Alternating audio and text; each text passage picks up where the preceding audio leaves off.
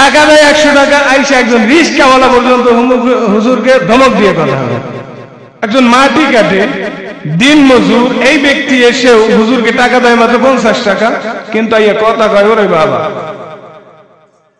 তাও আবার 6 মাস বাবাইয়া দেই, কিন্তু তার কথা শুনলে এত পরিমাণে খারাপ লাগে, এত পরিমাণ। চিন্তা করেন, একটা লোক সরকারি চাকরি করে, যদি 1 মাস বেতন বাদে রাখে, 2 মাস যদি বেতন বাদে রাখে, তারপরে কিতে নামে, রাস্তায় নামে মিছিল নিয়ে টাকার জন্য। কিন্তু একজন ইমাম রে 100 টাকা বেতন দেন, 50 টাকা বেতন দেন, ইমাম কি আপনার জন্য কখনো রাস্তায় নামছে নাকি? কথা কয় না, নামছে নাকি? ইমাম কি বলছে যে এখন আপনি বেতন দেন না? আপনারা কি হাজার মানুষের সামনে অপমান করছে? আপনি 50,000 টাকার জন্য এই রাস্তায় নামছেন, সরকার বেতন দেয় না দেখে।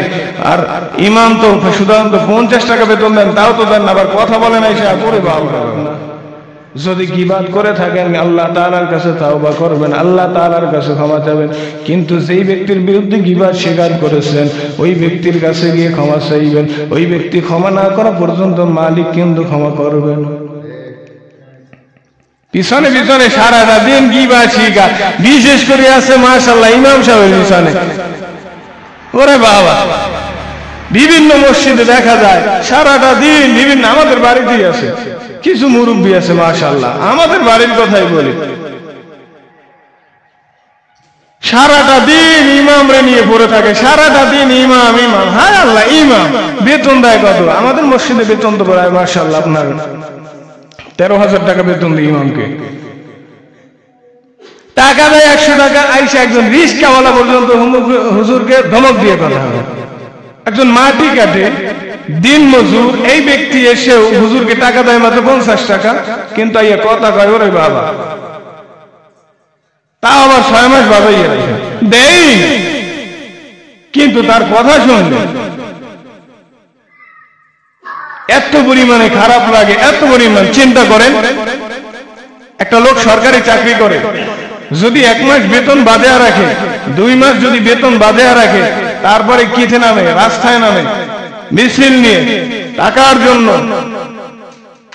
কিন্তু একজন ইমাম রে 100 টাকা বেতন দেন, 50 টাকা বেতন দেন, ইমাম কি আপনার জন্য কখনো রাস্তায় নামছে নাকি?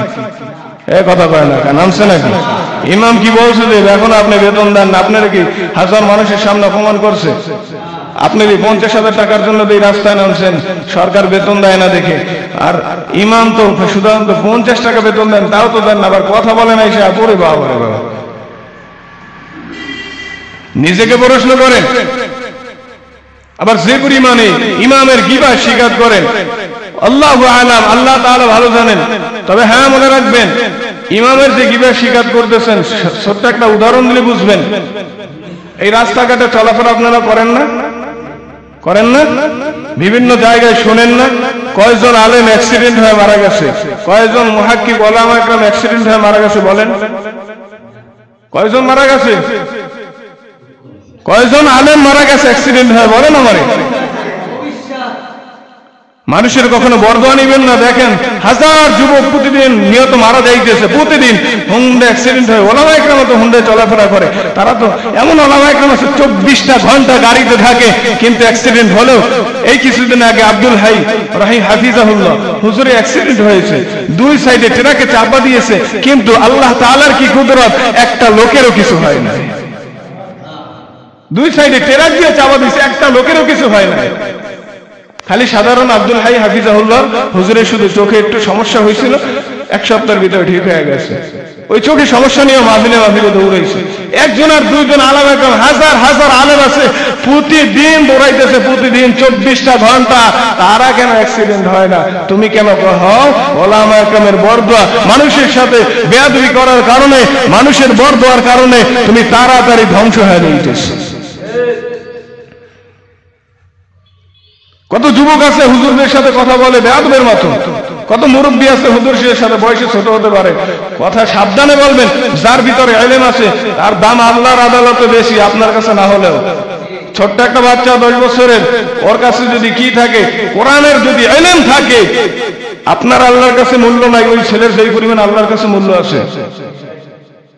আপনি তার বিরোধিতা করেন। ধ্বংস হয়ে যাবেন।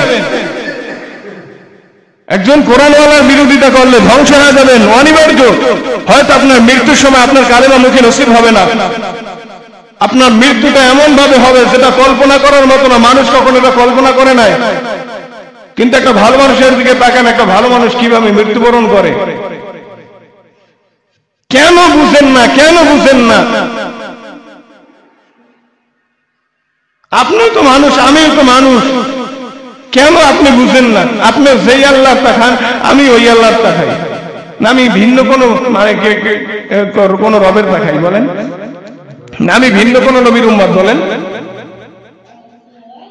নিজের কাছে যদি একটু প্রশ্ন করেন, আগেই বলেছিলাম শুরুতে তো আপনি আসেন নাই, যে আমার ঘর থেকেই সাধারণ হিসাব করেন, আমার মা গেছে, বাবা গেছে, ভাই গেছে, বোন গেছে, আত্মীয় স্বজন গেছে, এখন শুধু আমি একা আছি।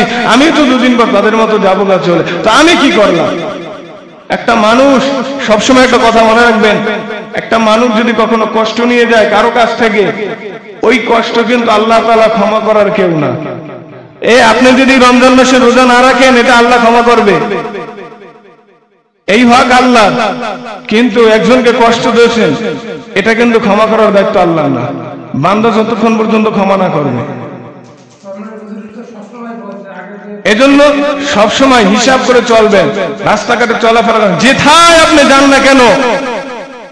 ভালো মানুষকে আপনি দেখবেন, রাস্তা দিয়ে আপনি একটা মজলিসে চলে গেছেন, ভালো যে মানুষ দেখলে বলে, হায় আল্লাহ দেখছো মুখে আমাদের এখানে আসছে, আল্লাহু আকবার, এই মানুষটা আমাদের এখানে আসছে, এই মানুষটা আমাদের এখানে আসছে, আমাদের জীবনটা ধন্য মনে করে।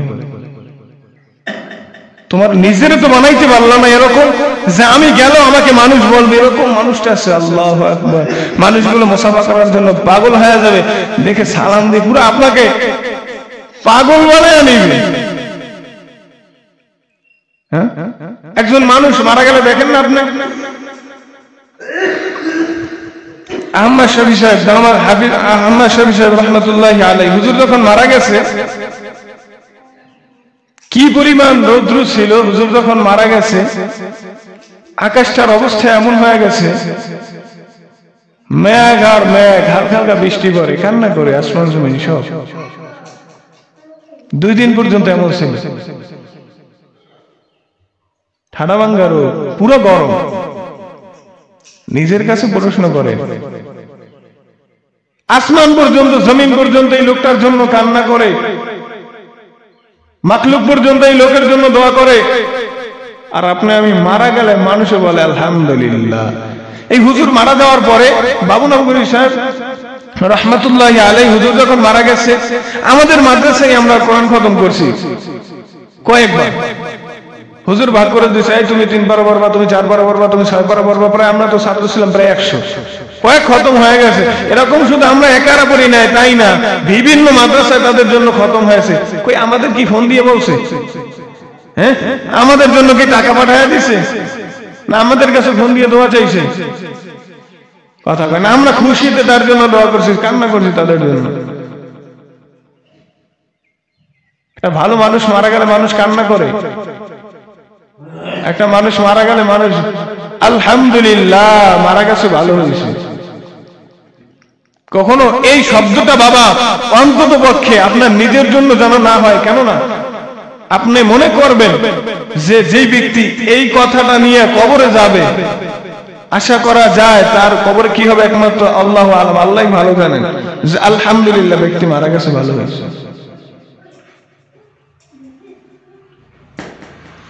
তুমি মারা গেলে তো মানুষ এমনটা বলবে যে আল্লাহ আপনি এই মানুষটারে নিয়ে গেলেন আমাদের কাছ থেকে এত তাড়াতাড়ি, এত তাড়াতাড়ি আল্লাহ এই মানুষটারে নিয়ে গেলেন। তোমার জন্য তো কান্না করবে, হাত উঠায় দোয়া করবে। এই জন্য নিজের জীবনটা নিজেকে নিজে প্রশ্ন করেন। আমার কথায় আপনারা কষ্ট পাইছেন নাকি? এটা আমি বলছি এজন্য বাবারা, ভাইরা, কে আমার দাদার বয়সী, বলতেছি এই জন্য, আমি তো কিছুদিন পরে চলে যাব, আপনারা এখানে থাকবেন। কিন্তু কারো সন্তান হিসেবে আমি বলতেছি, কারো নাতি হিসেবে আমি বলতেছি, কারো ভাই হিসেবে আমি বলতেছি, সবসময় কথাটা মনে রাখবেন, কখনো কোন মানুষকে কষ্ট দিবেন না, কোন মানুষকে না। আল্লাহ কিন্তু এই জিনিসটা বরদাস্ত করে না। কোন মানুষকে কোনোদিন কষ্ট দিবেন না। হয়তো যদি আপনার সাথে তার সাথে যদি কথা যদি না বলে, আপনার সাথে আমার সাথে, বা আপনার সাথে আপনার ছেলের সাথে, বা আপনার সাথে আপনার ভাই বোলার সাথে কথা কাটাকাটি হতেই পারে, ওর ব্যবহার ভালো না বা আপনার ব্যবহার ভালো না, অতএব আপনি দুইজনের সুন্দর মতো, ওর সাথে আমি ওরকম কথা বলবো না। ওর সাথে কথা বললে আমার বেয়াদবি হয়ে যেতে পারে, হয়তো আমার ছোট, বা ও যেন আমার কোনো কথা যেন কষ্ট না পায়। ছোট বলে কি কষ্ট দেওয়া যাবে? হ্যাঁ, ছোটকে স্নেহ করলে আপনি স্নেহ পাবেন মানুষের কাছ থেকে। এজন্য আল্লাহ তাআলা আমাদেরকে সহি বুঝ দান করে, সকল বলে আমিন। সর্বপ্রথম যেন আল্লাহ তাআলা আমার ভিতরে এই জিনিসগুলো যেন ফিট করে দেয়, সকল বলে আমিন।